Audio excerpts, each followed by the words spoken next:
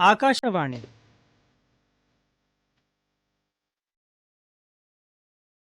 ಮನೋಚಿಂತನ ಮಾನಸಿಕ ಆರೋಗ್ಯದ ಅರಿವಿನ ಪ್ರಾಯೋಜಿತ ಕಾರ್ಯಕ್ರಮ ಸರಣಿ.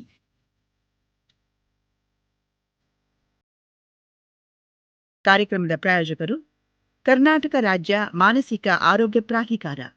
ಆತ್ಮಹತ್ಯೆ ಒಂದು ಸಾಮಾಜಿಕ ಪಿಡುಗು. ಭಾರತದಲ್ಲಿ ಪ್ರತಿ ವರ್ಷ 1 ಲಕ್ಷಕ್ಕೂ ಹೆಚ್ಚು ಜನರು ಆತ್ಮಹತ್ಯೆ ಮಾಡಿಕೊಳ್ಳುತ್ತಿದ್ದಾರೆ. ಆತ್ಮಹತ್ಯೆ ಕುರಿತು ಇರುವ ಕಳಂಕ ತಾರತಮ್ಯವನ್ನು ದೂರ ಮಾಡಿ. ಕುಟುಂಬದಲ್ಲಿ ನಿರಾಸಕ್ತಿ, ನಡವಳಿಕೆಯಲ್ಲಿ ಬದಲಾವಣೆ, ಜೀವನದಲ್ಲಿ ನಿರಾಸೆ, ಹೆಚ್ಚಾದ ದುಶ್ಚಟಗಳು, ಹಸಿವು, ನಿದ್ರೆಯ ತೊಂದರೆ, ಸಾವಿನ ಬಗ್ಗೆ ಮಾತನಾಡುವುದು ಇವು ಆತ್ಮಹತ್ಯೆ ಮನೋಭಾವದ ಎಚ್ಚರಿಕೆಯ ಲಕ್ಷಣಗಳು. ಆರಂಭದಲ್ಲೇ ಈ ಲಕ್ಷಣಗಳನ್ನು ಗುರುತಿಸಿ ಚಿಕಿತ್ಸೆ ನೀಡಿದಲ್ಲಿ ಆತ್ಮಹತ್ಯೆ ತಡೆಗಟ್ಟಬಹುದು. ಹೆಚ್ಚಿನ ಮಾಹಿತಿಗೆ ಟೆಲಿಮನಸ್ 14416ಗೆ ಕರೆ ಮಾಡಿ. ಸಾರ್ವಜನಿಕ ಹಿತಾಸಕ್ತಿಗಾಗಿ ಕರ್ನಾಟಕ ರಾಜ್ಯ ಮಾನಸಿಕ ಆರೋಗ್ಯ ಪ್ರಾಧಿಕಾರದ ಪ್ರಕಟಣೆ. ಮನೋಚಿಂತನ, ಮನಸ್ಸಿನ ಮಂಥನ. ತಂಬಾಕು ವ್ಯಸನ ನಿವಾರಣಾ ಕೇಂದ್ರ ಈ ಕುರಿತಾಗಿ ಕಾರ್ಯಕ್ರಮದಲ್ಲಿ ಭಾಗವಹಿಸ್ತಾ ಇದ್ದಾರೆ ಡಾಕ್ಟರ್ ಸುಬೋಧ್ ಬಿಎನ್, ಪ್ರಾಧ್ಯಾಪಕರು ಮತ್ತು ಮನೋವೈದ್ಯರು, ನಿಮ್ಹಾನ್ಸ್, ಬೆಂಗಳೂರು.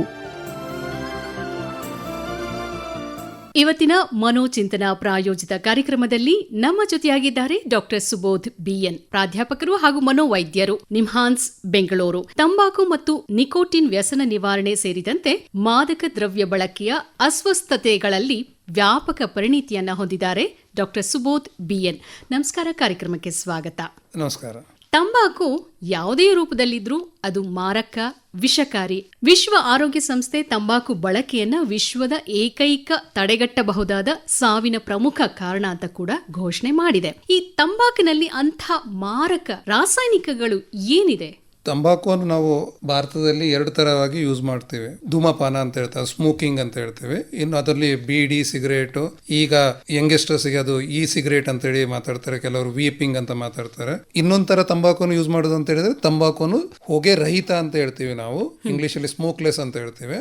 ಜಗಿಯುವುದು ಅಂತ ಹೇಳ್ತೀವಿ. ಯಾವ್ಯಾವ ತರತರವಾದ ಮಾದಕ ವಸ್ತುಗಳನ್ನು ಉಪಯೋಗಿಸ್ತಾರೆ ಅದರಲ್ಲಿ ಸ್ಟಡಿ ಮಾಡಿದಾಗ ಅರೌಂಡ್ 27 ಕೋಟಿ ಜನಗಳು ಇಂಡಿಯಾದಲ್ಲಿ ಈಗ ಧೂಮಪಾನ ಅಥವಾ ತಂಬಾಕುವನ್ನು ಜಗಿಯುವುದರಿಂದ ಯೂಸ್ ಮಾಡ್ತಾ ಇದ್ದಾರೆ. ತಂಬಾಕು ಸ್ಮೋಕಿಂಗ್ ಮಾಡೋರು, ಜಗಿಯೋರು, ಇದರ ಎರಡರಲ್ಲೂ ತಂಬಾಕುದು ತೊಂದರೆಗಳು ಶರೀರಕ್ಕೆ ಎಲ್ಲ ಅಂಗಗಳಿಗೂ ಆಗುತ್ತೆ.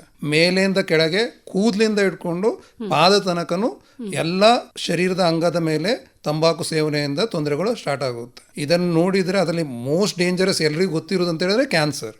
ವರ್ಲ್ಡ್ ಅಲ್ಲಿ ಅರೌಂಡ್ 4 ಜನ ಕ್ಯಾನ್ಸರ್ ಪೇಷಂಟ್ಸ್ ಇದ್ರೆ ಅದರಲ್ಲಿ 1 ಕ್ಯಾನ್ಸರ್ ಪೇಷಂಟ್ ತಂಬಾಕು ಯೂಸ್ ಮಾಡೋದ್ರಿಂದಲೇ ಆಗುತ್ತೆ. 7,000 ರಾಸಾಯನಿಕಗಳು ಇರುತ್ತೆ. ಅದರಲ್ಲಿ 250 ರಾಸಾಯನಿಕದಿಂದ ಕ್ಯಾನ್ಸರ್ ಆಗುತ್ತೆ. ಅದರಲ್ಲಿ 70 ಅಂತೂ ಗ್ಯಾರಂಟಿ ಕ್ಯಾನ್ಸರ್ ಕಾಸ್ ಮಾಡುತ್ತೆ ಅಂತ ಗೊತ್ತಿರುತ್ತೆ. ಸೊ ಆ ರಾಸಾಯನಿಕಗಳು ಇರೋದ್ರಿಂದಲೇ ಎಲ್ಲರಿಗೂ ಹೇಳುದು ತಂಬಾಕುವನ್ನು ಸ್ಮೋಕಿಂಗ್ ಉಪಯೋಗಿಸಬಾರದು. ಈ ತಂಬಾಕು ಸೇವನೆಯಿಂದ ಪರಿಣಾಮ ತುಂಬಾ ತೀವ್ರವಾಗಿರುತ್ತೆ ಅಂತ ಕೂಡ ಹೇಳಿದ್ರಿ. ಈ ತಂಬಾಕನ್ನ ಯಾರು ಹೆಚ್ಚು ಉಪಯೋಗಿಸ್ತಾರೆ, ಅಂದ್ರೆ ಯಾರು ವ್ಯಸನಿಗಳಾಗ್ತಾರೆ? ಯಂಗೆಸ್ಟರ್ಸ್ ಈಗ ಸಿಗರೇಟ್ ಅಂತ ಅದನ್ನು ಯೂಸ್ ಮಾಡಿ ಅದು ಡೇಂಜರ್ ಇಲ್ಲ ಅಂತೇಳಿ ಅದರ ಅಡ್ವರ್ಟೈಸ್ಮೆಂಟ್ ಎಲ್ಲ ಮಾಡ್ತಾರೆ ಸೋಷಿಯಲ್ ಮೀಡಿಯಾ ಅದರಲ್ಲೆಲ್ಲ. ಆದ್ರೆ ಅದು ಸಿಗರೇಟ್ ಎಷ್ಟು ಮಾಡ್ತಾರೆ ಅಷ್ಟೇ ಡೇಂಜರು ಇದೆ. ಅದರಲ್ಲೂ ಸೇಮ್ ಪ್ರಾಬ್ಲಮು ಆಗುತ್ತೆ ತುಂಬಾ ಹೊತ್ತು ಯೂಸ್ ಮಾಡಿದ್ರೆ. ಸೊ ಅದು ಸಹ ಅಷ್ಟೇ ಡೇಂಜರ್. ಸೊ ಅದಕ್ಕೆ ನಾವು ಅದನ್ನು ಸಹ ಯೂಸ್ ಮಾಡಬಾರ್ದು. ಈಗ ನಮ್ಮಲ್ಲಿ ನಾನು ಆಗೊಂದು ಹೇಳಿದೆ 27 ಕೋಟಿ ಜನ ಯೂಸ್ ಮಾಡ್ತಾರೆ ಅಂತ ಇಂಡಿಯಾದಲ್ಲಿ.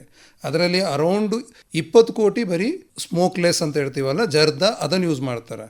ಅದರಲ್ಲಿ ಅರೌಂಡ್ 10 ಕೋಟಿ ಅರೌಂಡ್ ಸ್ಮೋಕಿಂಗ್ ಯೂಸ್ ಮಾಡ್ತಾರೆ. ಅದನ್ನೊಂದು 30 ಲಕ್ಷ ಅರೌಂಡ್ 2 ಯೂಸ್ ಮಾಡ್ತಾರೆ. ಇದರಲ್ಲಿ ಅಡಲ್ಟ್ಸ್ ಅಲ್ಲಿ. ಆದ್ರೆ ಉಪಯೋಗಿಸೋರು ಎಲ್ಲರಿಗೂ ನಾವು ವ್ಯಸನಿಗಳು ಅಂತ ಹೇಳಲ್ಲ. ಸೊ ಹಾಗಾದ್ರೆ ವ್ಯಸನಿಗಳು ಯಾರು? ವ್ಯಸನಿಗಳು ಅಂತ ಹೇಳಿದ್ರೆ ನಾವು ICD-10 ಅಥವಾ ICD-11 ಈಗ ಯೂಸ್ ಮಾಡ್ತಾರೆ. ಅದು ಇಂಟರ್ನ್ಯಾಷನಲ್ ಕ್ಲಾಸಿಫಿಕೇಶನ್ ಆಫ್ ಡಿಸಾರ್ಡರ್ಸ್ 11 ಅಂತ. ಅದರಲ್ಲಿ ಕೆಲವು ಲಕ್ಷಣಗಳು ಇದ್ದರೆ ಅವರು ಡಿಪೆಂಡೆಂಟ್ ಅಂತ. ಅದರಲ್ಲೂ ಅಂತ ಹೇಳಿದ್ರೆ ಯಾರಾದರೂ ತಂಬಾಕುವನ್ನು ಸೇವನೆ ಮಾಡದೇ ಇದ್ರೆ ಅವರಲ್ಲಿ ವಿಡ್ರಾವಲ್ ಸಿಂಪ್ಟಮ್ಸ್ ಅಂತ ಹೇಳ್ತೇವೆ. ಅದರಲ್ಲಿ ಇರಿಟೇಬಲ್ ಆಗುತ್ತೆ, ಸಿಟ್ಟು ಬರುತ್ತೆ, ಎದ್ದ ಕೂಡಲೇ ಎಷ್ಟು ಬೇಗ ಯೂಸ್ ಮಾಡ್ತಾರೆ ತಂಬಾಕುವನ್ನು, ಅದು ಸಿವಿಯಾರಿಟಿಯನ್ನು ಇಂಡಿಕೇಟ್ ಮಾಡುತ್ತೆ. ಇನ್ನೊಂದು ಹೇಳಿದ್ರೆ ಸಿಗರೇಟ್ ಇಲ್ಲದೆ ಕೆಲಸ ಮಾಡ್ಲಿಕ್ಕೆ ಆಗಲ್ಲ. ಅದು ತಗೊಂಡೇ ಅವರು ನಾರ್ಮಲ್ ಆಗಿ ಕೆಲಸ ಮಾಡ್ಬೋದು. ಅವ್ರು ಹೇಳ್ತಾರೆ ನನ್ನ ಕೆಲಸ ಮಾಡ್ಲಿಕ್ಕೆ ಆಗಲ್ಲ, ಒಂದ್ಸಲ ಸ್ಮೋಕ್ ಮಾಡಿ ಬಂದ್ಬಿಡ್ತೀನಿ, ಆಮೇಲೆ ನಾನೆಲ್ಲ ಆರಾಮಾಗಿ ಕೆಲಸ ಮಾಡ್ಬೋದು. ಅದು ಇನ್ನೊಂದು ಕ್ರೈಟೀರಿಯಾ. ಇನ್ನೊಂದು ಅಂತ ಹೇಳಿದ್ರೆ ಅದನ್ನು ತಗೊಳ್ತಾ ಶರೀರದಲ್ಲಿ ಅಥವಾ ಬೇರೆ ತರ ಹಾನಿಗಳು ಉಂಟಾಗಬಹುದು. ಅದು ಅಂದರೆ ಅದರಲ್ಲಿ ಮೋಸ್ಟ್ ಕಾಮನ್ ಹಾನಿ ಆಗೋದು ಅಂತ ಹೇಳಿದ್ರೆ ಶ್ವಾಸಕೋಶದಲ್ಲಿ ಬೇಗ ನಮಗೆ ಕೋಲ್ಡು, ಕಾಫು ಅದೆಲ್ಲ ಆಗೋದು. ಇದು 3 ಕ್ರೈಟೀರಿಯಾ ಇರುತ್ತೆ. ಇದರಲ್ಲಿ ಯಾವುದಾದ್ರೂ 2 ಆದರೂ ಸಹ ಅವರು ವ್ಯಸನಿಗಳು. ಓಕೆ, ಅಂದ್ರೆ ನಾವು ಸಿಂಡ್ರೋಮ್ಸ್ ಅಂತ ಹೇಳ್ತೇವೆ, ನಿಕೋಟಿನ್ ಯೂಸ್ ಡಿಸಾರ್ಡರ್ಸ್ ಅಂತ ಹೇಳ್ತೇವೆ ನಾವು. ಹಾ, ಸಿಗರೇಟ್ ಸೇದವರಿಗೆ ನೀವು ಹೇಳಿದಂಥ ಎಲ್ಲ ಲಕ್ಷಣಗಳು ಇರುತ್ತೆ, ವ್ಯಸನಿಗಳು ಆಗುವಂಥ ಚಾನ್ಸಸ್ಸು ಇರುತ್ತೆ. ಆದರೆ ಸಿಗರೇಟ್ ಸೇದದೆ ಇರುವಂಥವರಿಗೂ ಇದು ಎಫೆಕ್ಟ್ ಆಗುತ್ತೆ, ಅದು ಹೇಗೆ? ಅದರಲ್ಲಿ ಸೆಕೆಂಡ್ ಹ್ಯಾಂಡ್ ಸ್ಮೋಕಿಂಗು ಇದೆ, ಥರ್ಡ್ ಹ್ಯಾಂಡ್ ಸ್ಮೋಕಿಂಗ್ ಅಂತ ಇದೆ. ಸೆಕೆಂಡ್ ಹ್ಯಾಂಡ್ ಸ್ಮೋಕಿಂಗ್ ಅಂತೇಳಿ ನೀವು ಬಸ್ಸಲ್ಲಿ ಹೋಗುವಾಗ ಯಾರಾದ್ರೂ ಸ್ಮೋಕ್ ಮಾಡ್ತಾ ಇದ್ದಾರೆ, ಬೀಡಿ ಸೇದ್ತಾ ಇರ್ತಾರೆ, ಆಗ ಅದರಲ್ಲಿ ಅವ್ರು ಇದರಲ್ಲಿ ಇರೋದ್ರಿಂದ ನಿಮಗೂ ಸಹ ಅದರ ರಾಸಾಯನಿಕ ಯಾವುದು ಕ್ಯಾನ್ಸರ್ ಕಾಸ್ ಮಾಡಬಹುದು ಅಥವಾ ಡೇಂಜರಸ್ ರಾಸಾಯನಿಕ ನಿಮ್ಮ ಬಾಡಿ ಒಳಗೂ ಹೋಗ್ಬೋದು. ಅದನ್ನ ನಾವು ಸೆಕೆಂಡ್ ಹ್ಯಾಂಡ್ ಸ್ಮೋಕಿಂಗ್ ಅಂತ ಹೇಳ್ತೀವಿ. ಇನ್ನೊಂದು ಥರ್ಡ್ ಹ್ಯಾಂಡ್ ಸ್ಮೋಕಿಂಗ್ ಅಂತ ಹೇಳಿದ್ರೆ ಮನೇಲಿ ಸ್ಮೋಕ್ ಮಾಡುವಾಗ ನಿಮ್ಮ ಡ್ರೆಸ್ ಅಲ್ಲೆಲ್ಲಾದ್ರೂ ಅದು ಧೂಳು ಅದು ಹೊಗೆದ್ದು ತಂಬಾಕುದ ಪಾರ್ಟ್ ನಿಮ್ಮ ಶರೀರದಲ್ಲಿ ಯಾವ್ದಾದ್ರು ಡ್ರೆಸ್ ಅಲ್ಲಿ ಅದ್ರಲ್ಲಿ ಅಂಟ್ಕೊಂಡಿರುತ್ತಲ್ಲ, ಅದರಿಂದಲೂ ತಂಬಾಕು ರಾಸಾಯನಿಕ ಮಕ್ಕಳಿಗೂ ಅವರ ಮನೆಯವರಿಗೂ ಹೋಗ್ಬೋದು. ಅದನ್ನು ನಾವು ಥರ್ಡ್ ಹ್ಯಾಂಡ್ ಸ್ಮೋಕ್ ಅಂತ ಹೇಳ್ತೇವೆ. ಸೆಕೆಂಡ್ ಹ್ಯಾಂಡ್ ಸ್ಮೋಕು ಅಷ್ಟೇ ಡೇಂಜರ್ ಇದೆ, ಥರ್ಡ್ ಹ್ಯಾಂಡ್ ಸ್ಮೋಕು ಅಷ್ಟೇ ಡೇಂಜರ್ ಇದೆ. ಈ ಸಿಗರೇಟ್ ಮತ್ತೆ ವೇಪಿಂಗ್ ಯುವ ಪೀಳಿಗೆಯಲ್ಲಿ ಹೆಚ್ಚಾಗಿದೆಯಲ್ಲ, ಇದು ಮತ್ತೆ ಜಗಿಯೋದು, ಇದು ಎರಡರ ವ್ಯತ್ಯಾಸ ಮತ್ತೆ ಎಷ್ಟು ಹಾನಿ, ಯಾವುದು ತುಂಬಾ ಹಾನಿ ಮಾಡುತ್ತೆ? ಈಗ ನಾವು ಈ ಸಿಗರೇಟ್ ಅಂತ ಹೇಳ್ತೀವಲ್ಲ, ವೇಪಿಂಗ್ ಅಂತ ಹೇಳ್ತೇವೆ, ಅದೆಲ್ಲ ಯಂಗೆಸ್ಟರ್ಸ್ ಅಲ್ಲಿ ಜಾಸ್ತಿ ಆಗ್ತಾ ಇದೆ. ವೇಪರ್ ಆಗಿ ಅದು ಸ್ಪ್ರೆಡ್ ಆಗುತ್ತೆ. ಸೊ ಅದರಲ್ಲೂ ಕೆಮಿಕಲ್ ಇರುತ್ತೆ. ಸೊ ಮೊದಲೇನು ಹೇಳ್ತಾ ಇದ್ರೆ ಅದು ಅಷ್ಟು ಡೇಂಜರ್ ಇಲ್ಲ ಅಂತ. ಈಗೆಲ್ಲ ಸ್ಟಡೀಸ್ ಏನು ಹೇಳ್ತಾ ಇದೆ ಅಂತ ಅದು ಸಹ ಡೇಂಜರ್ ಇದೆ. ಅದಕ್ಕೆ 2019 ಗೌರ್ಮೆಂಟ್ ಆಫ್ ಇಂಡಿಯಾ ಅದನ್ನು ಈ ಸಿಗರೇಟನ್ನು ಬ್ಯಾನ್ ಮಾಡಿದೆ. ಸೇಲ್ ಮಾಡೋದು, ಪ್ರೊಕ್ಯೂರ್ ಮಾಡೋದು, ಅವರಿಗೆ ಪನಿಷ್ಮೆಂಟು ಇದೆ, ಸ್ಟ್ರಿಕ್ಟ್ ಪನಿಷ್ಮೆಂಟು ಇದೆ. ಅದನ್ನು ಯಾರು ತಗೊಳ್ಳೋದು ಅದೆಲ್ಲ ಇಲ್ಲೀಗಲ್ ಇಂಡಿಯಾದಲ್ಲಿ, ಯಾಕಂದ್ರೆ ಬ್ಯಾನ್ ಆಗೋಗಿದೆ ಈ ಸಿಗರೇಟ್ ಎಲ್ಲ. ಸೊ ಯಾರೇ ಯೂಸ್ ಮಾಡ್ತಾ ಇದ್ರು ಸಹ ಅದು ತಪ್ಪು, ಅದು ಇಲ್ಲೀಗಲ್ ಆಕ್ಟಿವಿಟೀಸ್. ಸೊ ಅದು ಸಹ ಸೇಮ್ ತಂಬಾಕು ಯಾವ ಥರ ಬಾಡಿಗೆ ಎಂಟರ್ ಆಗುತ್ತೆ ಅದೇ ಥರ ಅದು ಸಹ ಸೇಮ್ ಡೇಂಜರ್. ಇನ್ನು ಯಾರಾದರೂ ಈ ತಂಬಾಕು ವ್ಯಸನದಿಂದ ಮುಕ್ತರಾಗಬೇಕು, ಒಳ್ಳೆಯ ಜೀವನವನ್ನು ನಡೆಸಬೇಕು ಅನ್ನೋರಿಗೆ ಯಾವ ರೀತಿಯ ಮಾರ್ಗದರ್ಶನ ನೀಡಬಹುದು? ಇದಕ್ಕೆ ನಮ್ಮ ಇಂಡಿಯಾದಲ್ಲೇ ಟೊಬ್ಯಾಕೊ ಕ್ವಿಟ್ ಲೈನ್ ಅಂತ ಇದೆ. ಅದು 1800112356 ಈ ನಂಬರಿಗೆ ಕಾಲ್ ಮಾಡಿದರೆ ಅಲ್ಲಿ ಕೌನ್ಸಿಲರ್ಸ್ ಎಲ್ಲ ಇರ್ತಾರೆ. ಅದರದ್ದು ಈ ಸೆಂಟರ್ ನಮ್ಮ ನಿಮಾನ್ಸಲ್ಲೇ ಇದೆ. ಸೊ ಯಾರು ಬೇಕಾದರೂ ಯಾವಾಗಲೂ ಆ ಟೋಲ್ ಫ್ರೀ ನಂಬರಿಗೆ ಕಾಲ್ ಮಾಡಿದರೆ ಅವರು ಯಾವಾಗಲೂ ಕೌನ್ಸಿಲರ್ಸ್ ಮಾತಾಡಿ, ಬೇಕಾದರೆ ಅವರಿಗೆ ಸೈಕ್ಯಾಟ್ರಿಸ್ಟಿಗೆ ತೋರಿಸಿ ಅವರಿಗೆ ಮಾತ್ರೆನೂ ಮಾಡ್ಕೊಡ್ತಾರೆ, ಇಲ್ದರೆ ಕೌನ್ಸಿಲಿಂಗು ಮಾಡ್ತಾರೆ. ಸೊ ಯಾರಾದರೂ ತೊಂದರೆ ಇದ್ದರೆ ಅವ್ರಿಗೆ ಅನಿಸಿದ್ರೆ ಸೊ ಅವರು ಅದಕ್ಕೆ ಕಾಲ್ ಮಾಡಿ ಮಾಹಿತಿಗಳನ್ನು ತಗೋಬಹುದು, ಏನೇನು ಮಾಡಬೇಕು, ಏನೇನು ಮಾಡಬಹುದು, ಅದು ಯಾವಾಗ ಅವರು ಡಾಕ್ಟರ್ ಹತ್ರ ತೋರಿಸ್ಕೋಬೇಕಾಗುತ್ತೆ ಎಲ್ಲದರ ಬಗ್ಗೆನೂ ಮಾಹಿತಿ ತಗೋಬಹುದು. ಅವರು ನಿಯರೆಸ್ಟ್ ಅಂದರೆ ಯಾವುದು ಪಕ್ಕದಲ್ಲಿ ಡಾಕ್ಟರ್ಗಳು ಇದ್ದಾರೆ, ಯಾವ್ಯಾವ ಸೆಂಟ್ರಿಗೆ ಹೋಗ್ಬೋದು, ಅವರೆಲ್ಲ ಅದರ ಬಗ್ಗೆ ಎಲ್ಲ ಮಾಹಿತಿಗಳನ್ನು ಕೊಡ್ತಾರೆ. ಅದು ಎಲ್ಲ ಲ್ಯಾಂಗ್ವೇಜಲ್ಲೂ ಇದೆ ಇಂಡಿಯಾದಲ್ಲಿ. ಅವರಿಗೆ ಬೇಕಾದ ಭಾಷೆಯಲ್ಲಿ ಅವರ ಟ್ರೀಟ್ಮೆಂಟ್ ಅನ್ನು ತಗೋಬಹುದು. ಈ ತಂಬಾಕು ವ್ಯಸನಕ್ಕೆ ಯಾವ ರೀತಿಯ ಚಿಕಿತ್ಸೆಗಳಿವೆ? ಅದಕ್ಕೂ ಫಾರ್ಮಕೊಲಾಜಿಕಲ್ ಇದೆ, ಅದು ಕೌನ್ಸಿಲಿಂಗ್, ಅದು ನಾನ್ ಫಾರ್ಮಕೊಲಾಜಿಕಲ್, ಅದು ಕೌನ್ಸಿಲಿಂಗ್ ಎರಡೂ ಇದೆ. ಅದರಲ್ಲಿ ನಾವು ಒಂದಂದರೆ ಅದನ್ನು ಸೇಫ್ ಆಗಿ ನಿಕೋಟಿನ್ ಇರುವ ಗಮ್ಸ್, ಪ್ಯಾಚಸ್ ಅಥವಾ ಸ್ಪ್ರೇಸ್ ಎಲ್ಲ ಬರುತ್ತೆ. ಸೊ ನಾವು ಅದನ್ನು ರಿಪ್ಲೇಸ್ ಮಾಡ್ತೀವಿ, ಅದರಲ್ಲಿ ಅದನ್ನು ಗ್ರ್ಯಾಜುವಲಿ ಕಮ್ಮಿ ಮಾಡಿ ಬಂದ್ ಮಾಡ್ತೀವಿ. ಅದು ಒಂಥರ ಟ್ರೀಟ್ಮೆಂಟು. ಇನ್ನೊಂದು ಅಂತ ಹೇಳಿದರೆ ಮಾತ್ರೆಗಳು ಇದೆ. ಅದಕ್ಕೆ ನೀವು ಡಾಕ್ಟರ್ ಹತ್ರ ಹೋಗಬೇಕು, ಅವ್ರು ನೋಡಿ ಯಾರಿಗೆ ಮಾತ್ರೆ ತಗೋಬೇಕು ಅವರಿಗೆ ಪ್ರಿಸ್ಕ್ರೈಬ್ ಮಾಡ್ತಾರೆ. ತುಂಬ ಥರದ್ದು ಮಾತ್ರೆಗಳು ಇವೆ ಅದಕ್ಕೆ, ಅವರಿಗೆ ಯಾವ ಕಂಡೀಷನ್ ಇದೆ ಅದರ ಮೇಲೆ. ಇನ್ನೊಂದು ಕೌನ್ಸಿಲಿಂಗು ಸಹ ಅಷ್ಟೇ ಇಂಪಾರ್ಟೆಂಟ್ ಎಷ್ಟು ಮಾತ್ರೆ. ಕೌನ್ಸಿಲಿಂಗ್ ಯಾಕೆ ಇಂಪಾರ್ಟೆಂಟ್ ಅಂತಂದರೆ ನಮಗೆ ಹೊಸ ಅಭ್ಯಾಸಗಳನ್ನು ನಾವು ತಿಳ್ಕೋಬೇಕು, ಹೇಗೆ ನಮಗೆ ಆಸೆ ಆಗುತ್ತೆ, ಅದು ನಮಗೆ ಇಷ್ಟ ಬರುತ್ತೆ, ಆಗ ನಾವು ಅದನ್ನು ಹೇಗೆ ತಡೆಗಟ್ಟಿ ಅದರಿಂದ ನಾವು ಮುಂದೆ ಹೇಗೆ ಹೋಗ್ಬೇಕು. ಯಾಕಂದ್ರೆ ಆಸೆನ ತಡೆಗಟ್ಟಲಿಕ್ಕೆ ಆಗಿಲ್ಲ ಅಂತೇಳಿ ನಾವು ಪುನಃ ಹೋಗ್ತೀವಿ. ಸೊ ಅದಕ್ಕೆ ಕೌನ್ಸಿಲಿಂಗು ಅಷ್ಟೇ ಮುಖ್ಯ. ಕೆಲವರು ಹೇಳ್ತಾರೆ ನಾನೀಗ ತಂಬಾಕು ಬಿಟ್ರೆ ನನಗೇನೋ ತೊಂದರೆ ಕಮ್ಮಿ ಆಗುತ್ತಾ ಅಂತ. ಅದಕ್ಕೂ ಸ್ಟಡೀಸ್ ಇದೆ. 15-20 ಮಿನಿಟಲ್ಲಿ ಬಿಟ್ಟರು ಸಹ ನಿಮ್ಮ BP, ಹಾರ್ಟ್ ರೇಟ್ ಎಲ್ಲ ಕಮ್ಮಿ ಆಗೋಗುತ್ತೆ. ಅದೇ ನೀವು 1 ರಿಂದ 9 ತಿಂಗಳು ಬಿಟ್ರೆ ನಿಮ್ಮದು ಶ್ವಾಸಕೋಶದಲ್ಲಿ ಏನಂತ ಕೆಮ್ಮು, ಶ್ವಾಸಕೋಶದಲ್ಲಿ ಫಂಕ್ಷನ್ಸ್ ಮಾಡ್ಲಿಕ್ಕೆ ಅಷ್ಟು ತೊಂದರೆ ಇರೋದು ಅದೆಲ್ಲ ಇಂಪ್ರೂವ್ ಆಗೋಗುತ್ತೆ. ಅದೇ 5 ರಿಂದ 10 ವರ್ಷ ಬಿಟ್ರೆ ನಿಮ್ದು ಸ್ಟ್ರೋಕ್ ಅಥವಾ ಹಾರ್ಟ್ ಅಟ್ಯಾಕ್ ಅದರ ಚಾನ್ಸಸ್ ಕಮ್ಮಿ ಆಗೋಗುತ್ತೆ, ಅರ್ಧಕ್ಕಿಂತ ಜಾಸ್ತಿ. ಅದೇ 10-15 ವರ್ಷ ಬಿಟ್ರೆ ಕ್ಯಾನ್ಸರ್ ಚಾನ್ಸಸ್ ನಾರ್ಮಲ್ ಪಾಪ್ಯುಲೇಷನ್ಗೆ ಹೇಗಿರುತ್ತೆ ಅಷ್ಟೇ ಆಗೋಗುತ್ತೆ. BPL ಕಾರ್ಡ್ ಇದ್ದರೆ ಅವರಿಗೆ ಫ್ರೀ ಆಗುತ್ತೆ, ಅಲ್ಲಿ ಮಾತ್ರೆಗಳು ಫ್ರೀ ಆಗಿರುತ್ತೆ, ಸಿಗುತ್ತೆ. ಗಮ್ಸ್ ಅಥವಾ ಅದು ಪ್ಯಾಚ್ ಅಂತ ಹೇಳ್ತಾರೆ ಅದೆಲ್ಲ ಫ್ರೀಯಾಗಿ ಸಿಗುತ್ತೆ. ಮತ್ತೆ ಎಲ್ಲವರಿಗೆ ಎಷ್ಟು ಅದು ತುಂಬ ಕಾಸ್ಟ್ಲಿ ಇಲ್ಲ. ಸಿಗರೇಟಿಗೆ ಎಷ್ಟು ಕಾಸ್ಟ್ಲಿ ಇದ್ರ ಸ್ಮೋಕ್ ಮಾಡೋದ್ರಿಂದ ಅಥವಾ ಯೂಸ್ ಮಾಡೋದ್ರಿಂದ ಎಷ್ಟು ಖರ್ಚಾಗುತ್ತೆ ಅದಕ್ಕಿಂತ ಕಮ್ಮಿಯೇ ಆಗುತ್ತೆ.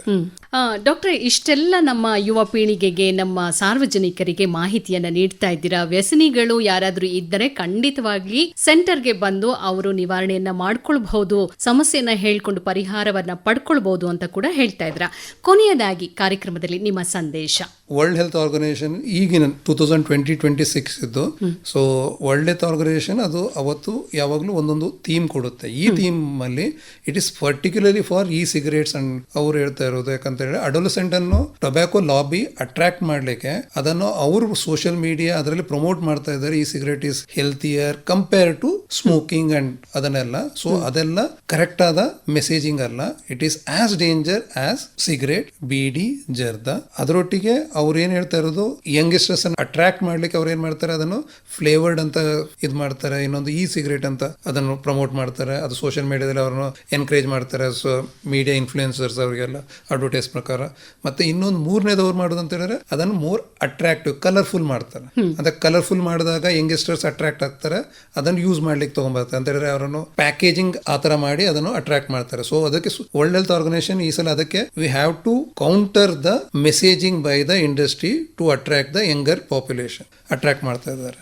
ಸೊ ದ WHO ಥೀಮ್ ಅಂತ ಹೇಳಿದ್ರೆ countering the nicotine and tobacco addiction. So ಕೇಳಿದ್ರಲ್ಲ ಕೇಳುಗರೆ, ತಂಬಾಕು ಅದು ವಿಷಕಾರಿ ಅನ್ನೋದು ಎಲ್ರಿಗೂ ಗೊತ್ತಿದೆ. ತಂಬಾಕು ಸೇವನೆಯಿಂದ ಕ್ಯಾನ್ಸರ್ ಕೂಡ ಬರುತ್ತೆ. ಹಾಗಾಗಿ ವಿಶ್ವ ಆರೋಗ್ಯ ಸಂಸ್ಥೆ ಒಳ್ಳೆಯ ಮೆಸೇಜ್ ಅನ್ನ ಕೊಟ್ಟಿದೆ, ಥೀಮ್ ಅನ್ನ ಕೊಟ್ಟಿದೆ.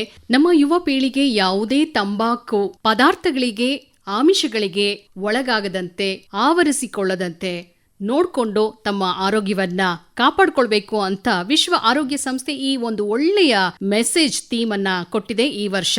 ಇನ್ನು ವ್ಯಸನಿಗಳು ತಮ್ಮ ವ್ಯಸನವನ್ನ, ಚಟವನ್ನ ಬಿಡಬೇಕು ಅನ್ನೋದಾದ್ರೆ ಟೋಲ್ ಫ್ರೀ ಸಂಖ್ಯೆಯನ್ನ ಸಂಪರ್ಕಿಸಿ ಮಾಹಿತಿಯನ್ನ ಪಡೆಯಬಹುದು ಹಾಗೂ ಸಲಹೆಯನ್ನ ಪಡೆಯಬಹುದು. ಟೋಲ್ ಫ್ರೀ ಸಂಖ್ಯೆ 1800112356. ನಿಮ್ಹಾನ್ಸ್ ಯಾವುದೇ ಹತ್ತಿರದ ಸೆಂಟರ್ನ ಕಾಲ್ ಮಾಡಿ ನಿಮ್ಮ ಭಾಷೆಯಲ್ಲೇ ನಿಮ್ಮ ಸಮಸ್ಯೆಯನ್ನ ಹೇಳ್ಕೊಂಡು ಪರಿಹಾರವನ್ನ ಪಡ್ಕೊಳ್ಬಹುದು ಅಂತ ತಿಳಿಸಿದ್ರು ಡಾಕ್ಟರ್ ಸುಬೋಧ್ BN, ಪ್ರಾಧ್ಯಾಪಕರು ಹಾಗೂ ಮನೋವೈದ್ಯರು, ನಿಮ್ಹಾನ್ಸ್ ಬೆಂಗಳೂರು. ಇವತ್ತಿನ ಕಾರ್ಯಕ್ರಮಕ್ಕೆ ಬಂದು ಇಷ್ಟೆಲ್ಲ ಮಾಹಿತಿ ನೀಡಿದ್ದಕ್ಕಾಗಿ ಧನ್ಯವಾದಗಳು. ನಮಸ್ಕಾರ.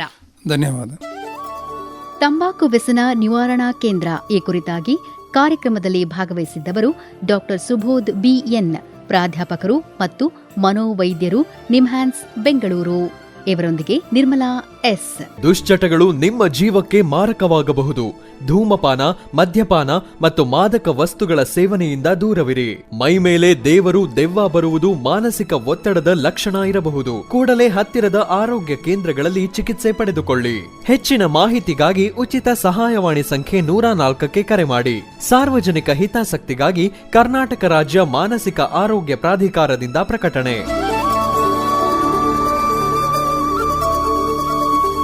ಮನೋಚಿಂತನ, ಮನಸ್ಸಿನ ಮಂಥನ. ಈ ಕಾರ್ಯಕ್ರಮದ ಪ್ರಾಯೋಜಕರು ಕರ್ನಾಟಕ ರಾಜ್ಯ ಮಾನಸಿಕ ಆರೋಗ್ಯ ಪ್ರಾಧಿಕಾರ. ಈ ಕಾರ್ಯಕ್ರಮ ಆಕಾಶವಾಣಿ ಬೆಂಗಳೂರು ವಾಣಿಜ್ಯ ಪ್ರಸಾರ ಕೇಂದ್ರದ ಕೊಡುಗೆ.